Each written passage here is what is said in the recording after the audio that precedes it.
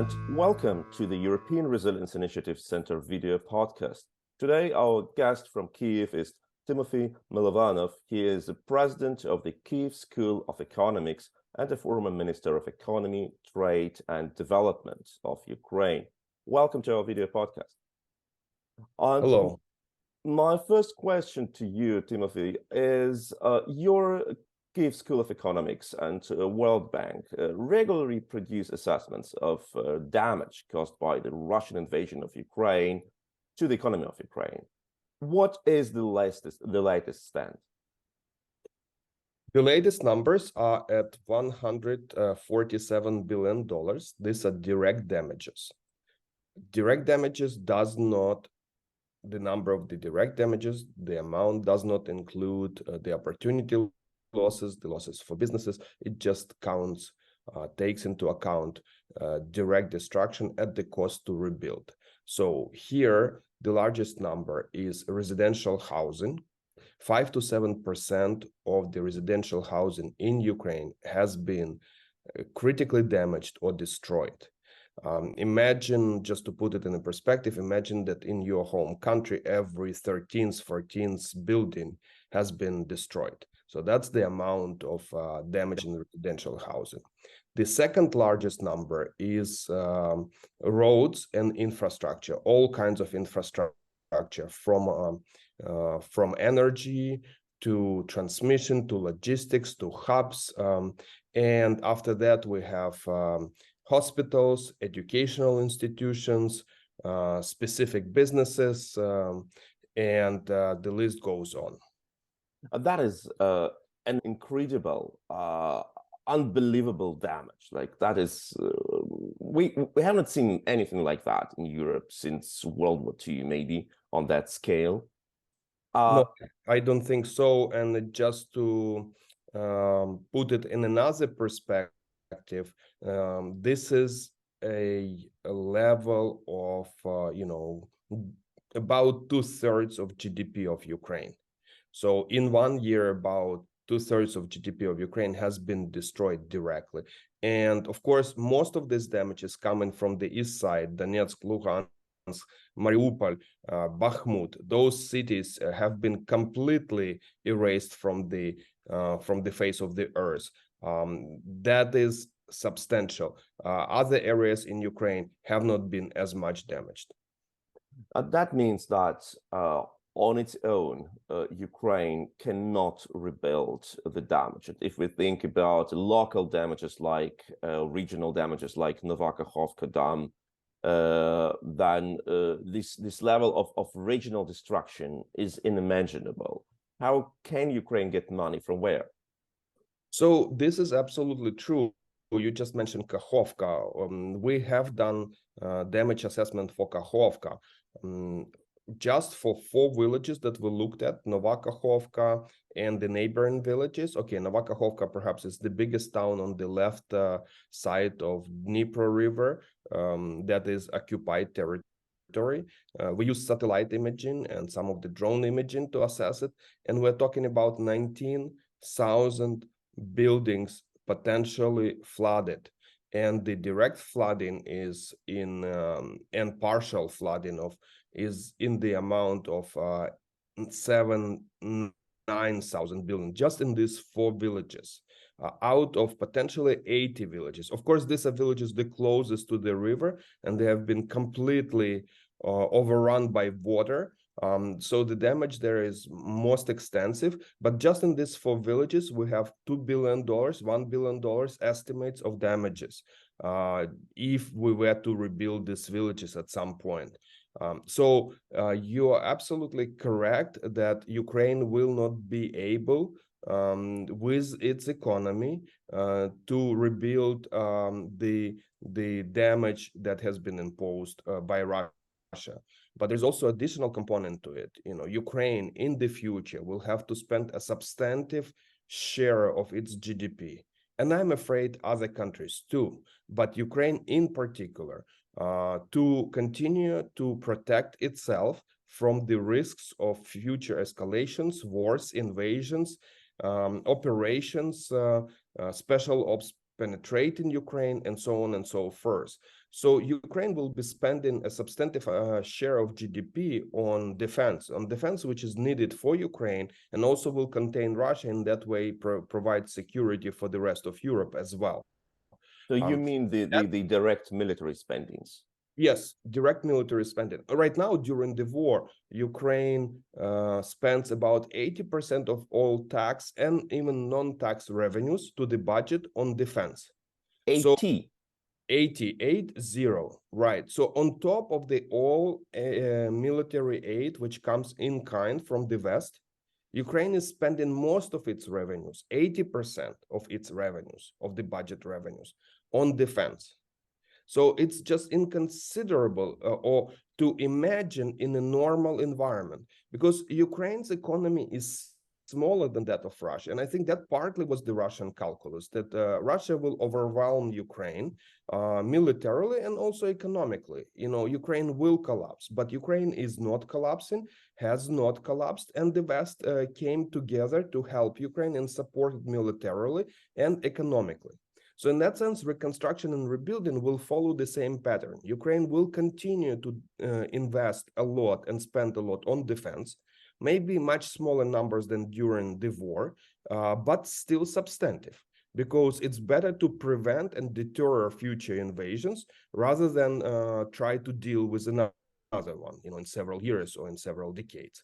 And the amount of funding which will be needed is huge. But also, you know, if we take all OECD countries, the amount of damages is probably in the area of 0.2% of GDP. So, you know, if we all come together, all developed world comes together, this is actually not that much, relatively speaking. But if you take this number for any given country, you know, it's huge. And Ukraine won't be able to sustain that. And, you know, the fair source of funding really is Russian assets, because it is Russia who has done it, and the Russia has to pay for it. And now there is finally some movement legally, legislatively, in the US and elsewhere that makes it possible, or will take certain steps towards making it possible for the Russian assets to be confiscated and moved to Ukraine reconstruction, to Ukraine economy support. You have just stolen my next question, because I wanted to ask you about how can Russia be brought to justice to compensate it not only politically but economically. And we are talking now about some hundreds of billions of Russian assets, but it is not enough, right? Well, so the amount of assets which has been frozen is in 300s plus. That's the number which is publicly available. Now, there is little transparency on where these assets are, and I think there is some muddling, waters around it. And I think the first step that we have to make is to either put these assets in escrow accounts, or at least to make it clear to everyone where these assets are, what the amounts are. But the countries know them, where they are, in which banks. They just don't want to make it public. And I think that's the first step, to make it public. Who owns these assets, how much, what type of assets, and so on and so forth. And after that, you in principle can use them to finance recovery efforts or humanitarian efforts. $350 billion is a substantive amount. If all of that is used on financing Ukraine, that will be sizable. But if we look at the, let's say, these assets as the source of financing for the next 10, 20 years, not just a year. Of course, for a year or two, it will be sufficient. But if we are talking about the full process of recovery, Ukraine probably will need, about 50 $50 billion investment per year, FDI or recovery. And this is actually, if you think for a second that Ukraine has about 40 million people. So that's something like $1,000 investment per person, or maybe 1,200. That is not that much, because you have 40 million people by 1,000. That's your 40 billion. 40 billion, 50 billion a year for the next 10, 15 years. The Russian assets alone are not enough. So the expectation is that there will be some private sector, but they will be delayed, because it will take time for the private sector to get comfortable with investment in post-war economy. There will be Russian assets, and they will be used for claims against Russia for, first of all, people, individuals, and then for businesses, and then for the state. And then the third source of money is government to government, or the EU or G7 support, which is happening now as well. And so there, roughly speaking, there are these three sources of funding. Before we go to this question of like these three pillars of financing of the Ukrainian reconstruction, I wanted to finish with the Russian assets. As far as I understand, there is like no clear legal procedure for seizing private assets of private persons for the war crimes of that scale that the Russian government has committed. How can we? I can understand that some Russian oligarchs, so all Russian oligarchs, that they are directly involved into this war by their political ties, by their economic ties, and that's fair. That's what every sane person understands. But they will try to protect themselves in courts, and we know how long European courts work. There are several aspects for it: political, economic, and legal. So on the political side, Russia will use the confiscation of assets to argue that the West could not be trusted. And in fact, I've heard similar arguments raised in the West by the bankers and by some politicians of REC, saying that we worry that other countries will be concerned and will pull out funds from us. And this is the moment in which we have to come clean and be clear. We are confiscating, or potentially we want to confiscate assets from Russia for the war crimes, for the crimes against humanity, for humanity, for the invasion of Ukraine. If this is the concern, that there are some other countries which are holding assets in, let's say, the US, Germany, UK, France, or other countries, which also are today committing genocides, committing war crimes, and they are concerned that they will be next, well, then we have to be clear about who and how finances our banking and financial systems, and do we really want to have these funds from these people, and could those funds be weaponized or not? And so we just have to be clear about this. If we are clear about this, that we are okay to take money from war criminals, and we guarantee that they will not be confiscated, because we want to have liquidity in our system, and we want to earn additional interest on their funds or commissions, or sell services to them. Let's just be clear. I don't think that's moral. I also think that doesn't pay in the long run. I think we have to be clear that we don't take, in the West, in OECD countries, we don't take money from war criminals, from countries that are engaged in gross human rights violation. So that's the political argument. And it's a little bit murky. That's not made very transparent, but it is there. And the only once part of this argument has been used, that we are worried that there will be no trust in financial system. But the financial system is not confiscating frivolously money; it's confiscating for the war crimes. And so let's be very, very transparent and formal about it. So that's one decision that we have to make, and I think we're getting there.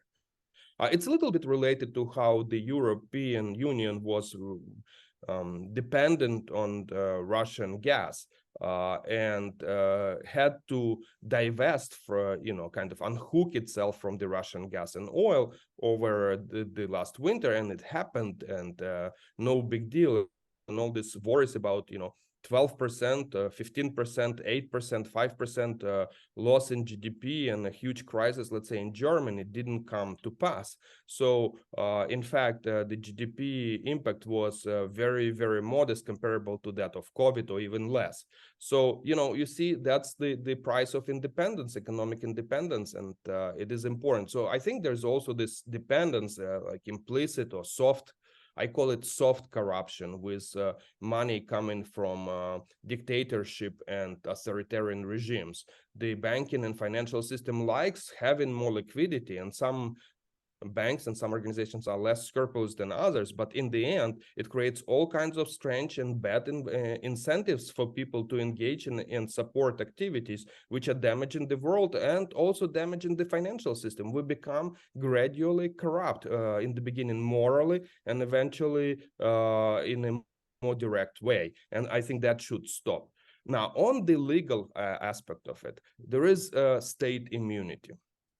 So, and the US and other countries are worried that if there is a precedent that the state immunity is lifted for Russia, then state immunity on the Western assets could be lifted elsewhere. That's a valid argument, but there also have been precedents before with Iraq and Kuwait, with some other countries where their assets have been confiscated, let's say recently with Afghanistan. And of course, Russia is very different because it is more powerful. And so here we should also be clear that our concerns are not just this is immunity, but we have done that in the past, but we're worried that there will be a countermeasure or counter attack on the part of Russia potentially. And so, we have to work around it. We have to be very clear about where we think those threats are, how relevant they are, and address them, move our assets, insure our assets, restructure them. We don't want to be dependent on the threats coming from Russia. We actually want to be independent from Russia as much as we can for the next several decades, and until things change in Russia for the better. So here, similarly, if you look beyond the hood of the argument, it's not just abstract immunity argument. It's more like, are we exposed to authoritarian regimes that they can put economic pressure on the Western world? If we are, then regardless of the argument with Ukraine, we have to become independent. We have to move our assets. And that's related to the way many businesses, international, and doing investments in some of these countries. I think the situation with Ukraine and Russia, the war, the Russian invasion in Ukraine is a good reminder or wake-up call for a lot of businesses that they have to take measures to ensure that they don't operate in the environments which are hostile, which are dictatorships. Because in fact, in practice, what happened in Russia is that de facto Russia confiscated businesses. Of course, it doesn't happen like that, but it made it, at least that's not what they say, but businesses that have not left Russia, they have very high obstacles to leave Russia.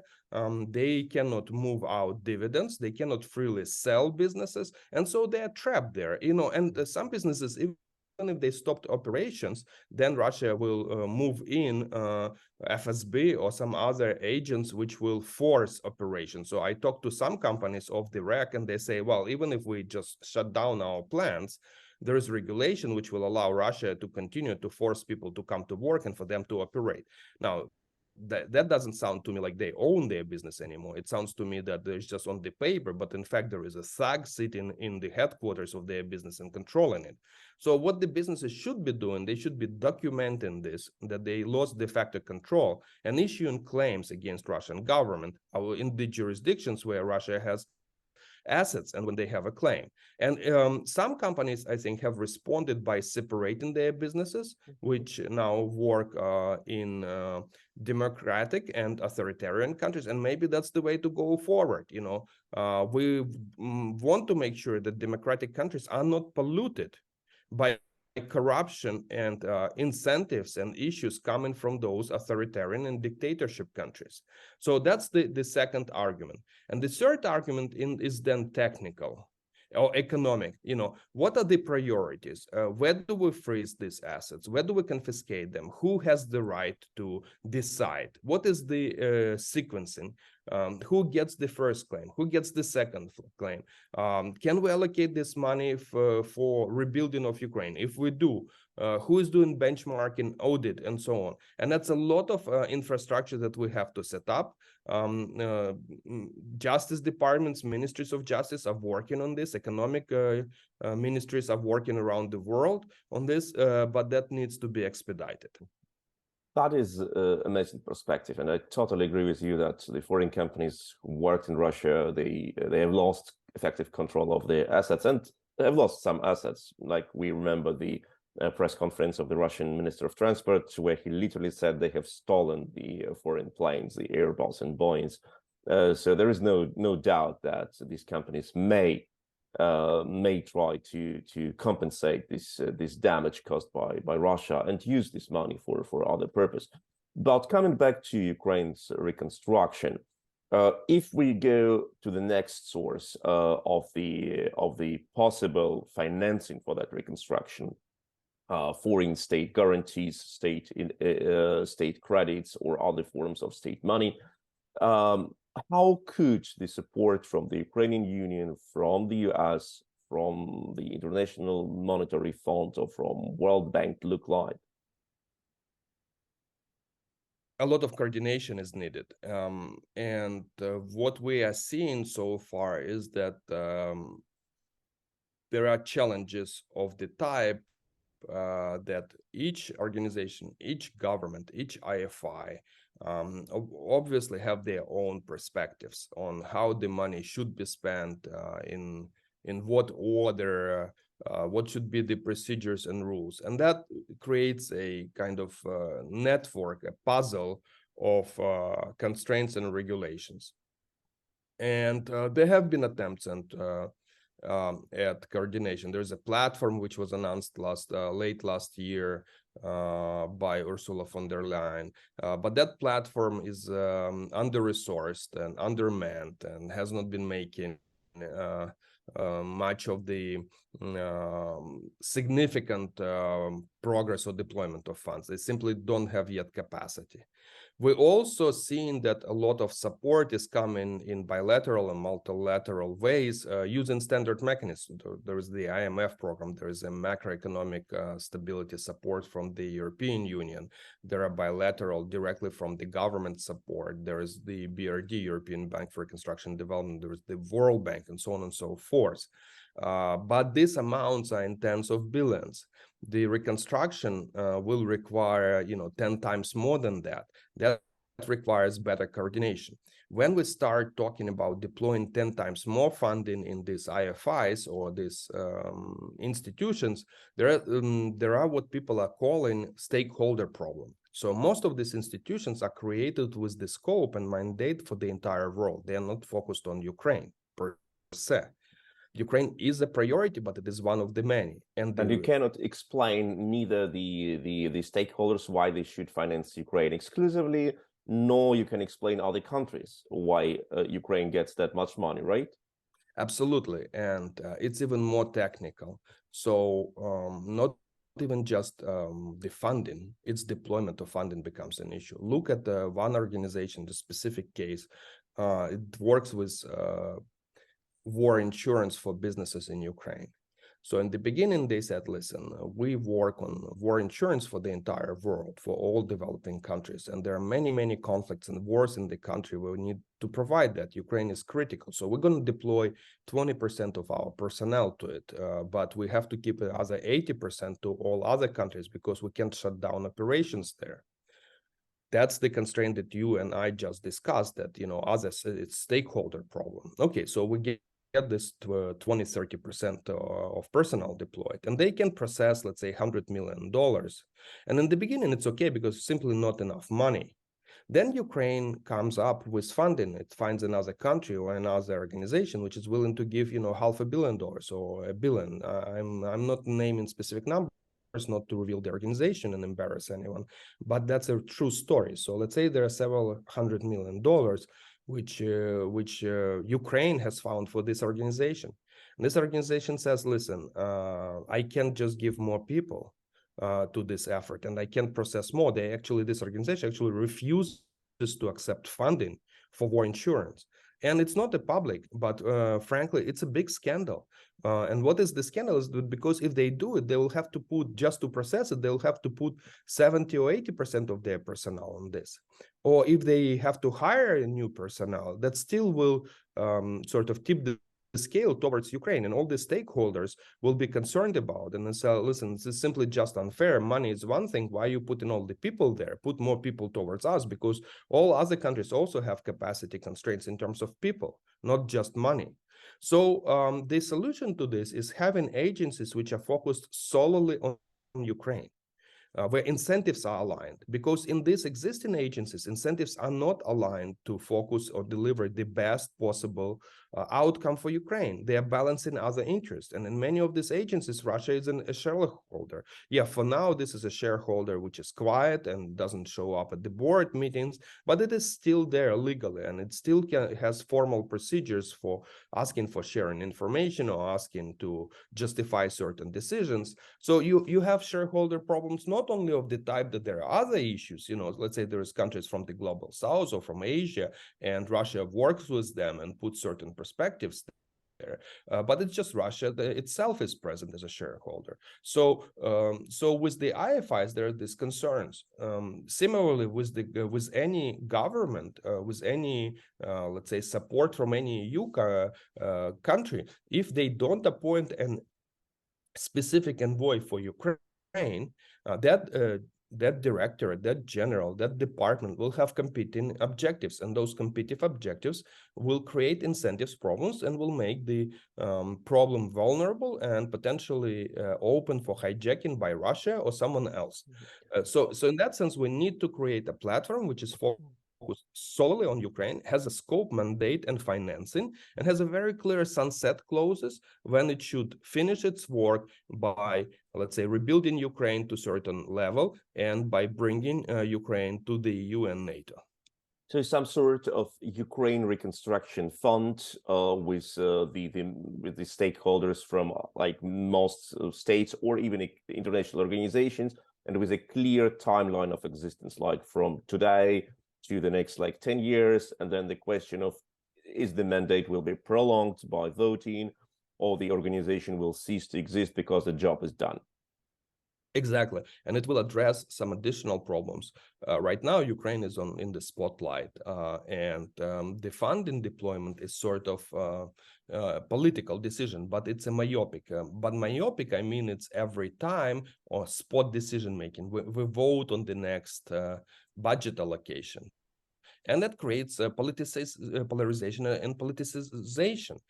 We should institutionalize this funding of Ukraine. We should say, listen, we create this organization, we commit to funding it for 10 years. It takes 0.1% of our GDP, let's say, for all OECD countries. This is our commitment to Ukraine, similar how there is commitment to the budget of NATO or the EU or any other global, well, not global, but yeah, global organization which has multiple members. So if we have something like that, then it will be simply budgeted and it will be less volatile in response to the political appointments or changes in the composition of the cabinet or individual views of some specific people in the position of power. So you have to institutionalize this support to make it less volatile. You want to make it medium to the long term, and you want to have this sunset clauses as you and I just discussed, so that it doesn't turn into empire building. But that's, I think, is important. And if we don't do that, there will be political difficulties, which it will simply be more difficult to rebuild Ukraine, but most importantly, to ensure security in Ukraine and in the EU. But if we create such an organization and it will work successful, you still cannot run a full post-war recovery of a country just with like some international public money. You always need local initiative of businesses. You need individuals who take decisions, and for that you need international investors who come with clear ideas what they want to build. That's how it happened, for example, in Western Germany after World War II. It wasn't rebuilt only by the Marshall Plan. It was rebuilt also by initiative of thousands, tens of thousands of businesses. How can we make Ukraine more attractive for individual companies and entrepreneurs to come? This is a fantastic and a very difficult question. You know, it's not even $1 million, it's a multi-billion or maybe hundreds of $billions worth question. But I want to bridge to it when through talking about how this agency or international government funds could interact with private funding. So what we are seeing here is that Ukraine is neither a developed country because it has been destroyed by the war, but it's not a destroyed by the war country. So it's not a failed state. It's not an economy which needs external developing. It actually has a lot of agency, a lot of strong leadership domestically, a lot of competence. And some of these people who are in leadership positions or who are in businesses, they are, or in local governments, or who are experts, they are as good as you can get anywhere in the world, and sometimes are better because they are better informed in the institutional details of what happens in the field, on the ground. So in that sense, the entire system of investment and rebuilding, be it government or private, is really not set up for the environment like that. Because what we're used to either having countries where we, you know, the world moves in and does development. Basically, I'm the boss, I'm going to tell everyone what to do. Or we're used to helping or working with countries which have full agency and a judicial system, and they are part of the international investment system, and so on and so forth. Ukraine is not a failed state. Is not a failed country, clearly, and at the same time, it doesn't have an experience of a lot of international investment and global business. There's in trade, we are good, in agriculture, for example, in IT, in manufacturing, in metallurgy, but we do not have a lot of history of having high FDI per capita, and so on and so forth. So those challenges were present before the war. People tend to reduce these challenges to just saying it's a corruption issue, but corruption is a placeholder. The moment you say corruption, sort of explains everything and nothing. Recently, for example, a judge, Chaus, who was a notorious judge, a corrupt and very powerful judge, several years ago, he was arrested a couple of years ago, and he was just given a 10-year term in prison. So the law enforcement works now. Does it work as well as it is in the West? Well, in some areas, maybe even better, frankly, but in some not as well. So you have to go in details, and Ukraine has a lot of agency, sovereignty. So this agency, the coordination platform we just discussed, there is a counterpart on Ukrainian side, the recovery agency, and that's has already been set up and is being developed. So this recovery agency is going to be, Ukrainian recovery agency is going to be a coordinating mechanism, including for the FDIs.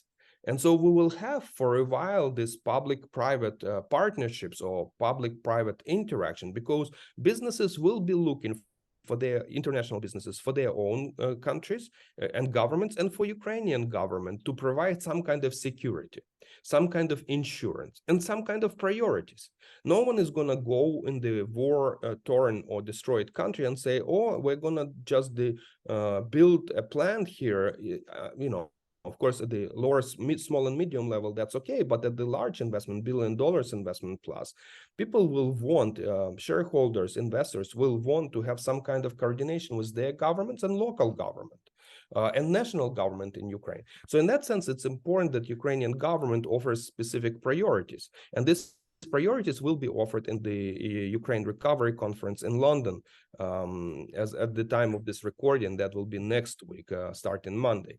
And these priorities include manufacturing, metallurgy, logistics, agriculture, IT, green energy, and a number of other industries in which there are specific projects.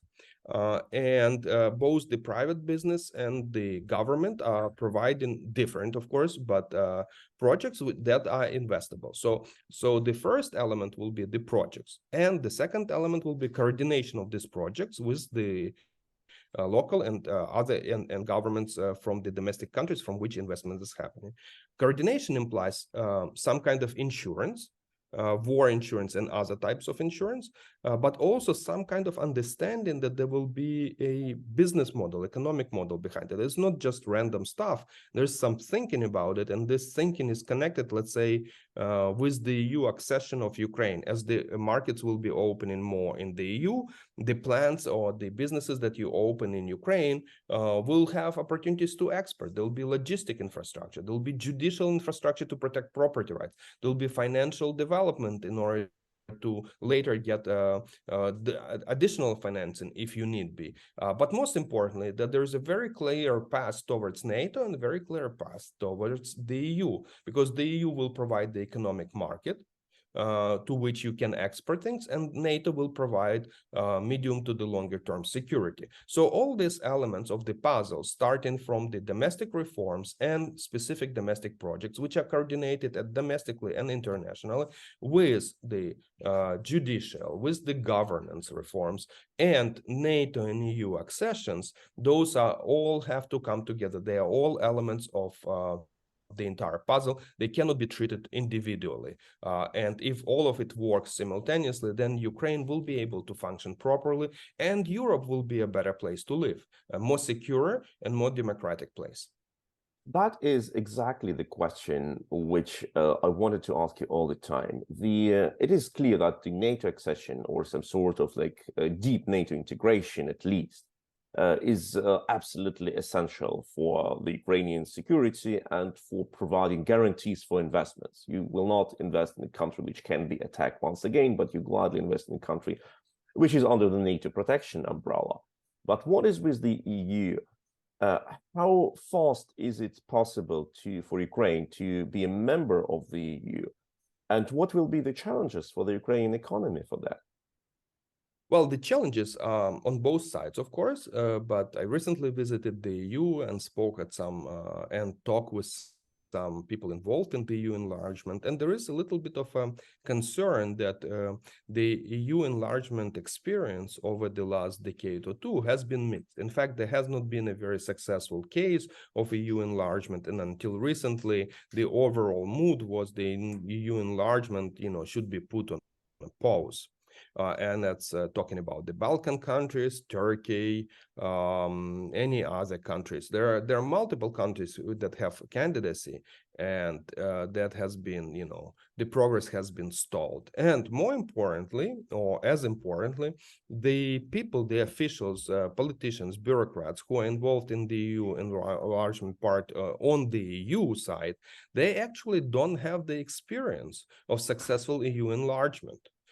Because those successful cases happened long time ago, and most of the institutional memory, people who had that memory, how to actually bring the ball back to the finish line, like to finish the enlargement, those have retired by now. And people who are the cadre, the professional bureaucrats, the career bureaucrats in this area, their experience is doesn't have any successful cases.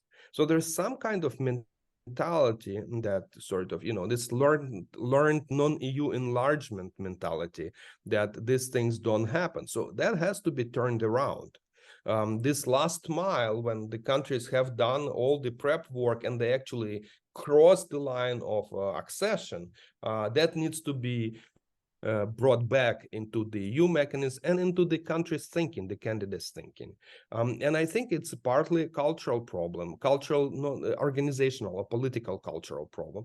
Politicians in the EU really want Ukraine to be, at least many of them, want Ukraine to become part of EU, but the bureaucrats don't quite know how to do it, how to operationalize it. And they use the old operationalization procedures, which are already there, which are not applicable to the environment where you have a hostile adversary, where you have a war. For example, there are directives that we have to comply with, and some of them require quality of water. I use this example all the time. And, is it realistic to expect the quality of water in Kakhovka area for the next 5-10 years? Well, probably not. But should that be if the war stops and Ukraine moves forward, or maybe even if the war doesn't stop, should it be a barrier to entry to the EU? Probably not. On the other hand, Russia continues to harass not only Ukraine, but militarily and cyber warfare and through propaganda and political polarization, all European countries. Through corruption, through bribing, through intelligence operations. Should there be a directive which guarantees citizens the right for a proper air defense or for a proper cyber defense from Russian attacks? And some of these standards are fulfilled in Ukraine and are not fulfilled in other countries. Should they become a part of the directive? And now let's talk about corruption. Some of the countries in the EU at the moment are more corrupt than Ukraine. That's, of course, not official data, but, look, for example, at Austria. In Austria, the intelligence services became so infiltrated by Russia that at some point they were excluded from the Western intelligence sharing completely. And that is not very publicly known, but that is public information. You can verify that. So there were concerns of such a grave level that basically other countries stopped sharing intelligence with Austria. And eventually the entire service was completely dismissed and started to reform, to rebuild from scratch, because it was so penetrated. Or look at Austrian officials. Many of these officials find some business arrangements in Russia post their appointments. So, there's this famous case of a wedding at which an Austrian official danced with Putin, and now she claims she's political refugee and lives outside of the EU. So there's penetration of Russia. And then if I look at some countries which are neighbors, countries like Hungary, some of the deals businesses have to enter there to operate require bringing people who are related to the government and to shareholders. People spoke to me about cases like that. That is unbelievable, and that's not possible to imagine in Ukraine. These are Yanukovych times, the pro-Russian president who later fled to Russia. So does it mean that in the future we will be excluding these countries from the EU? So on many relevant characteristics, Ukraine is much better prepared, or is much better functioning democracy and liberal society, with freedoms of people, with protection of the agency of people and agency of the country, with providing people ability to voice their opinions and defend those opinions from hostile inferences of people who are authoritarian and who are illiberal, Russia specifically, but also other countries, or other actors. Should we be bringing these requirements and norms in the EU legislation and standards? And I think we should.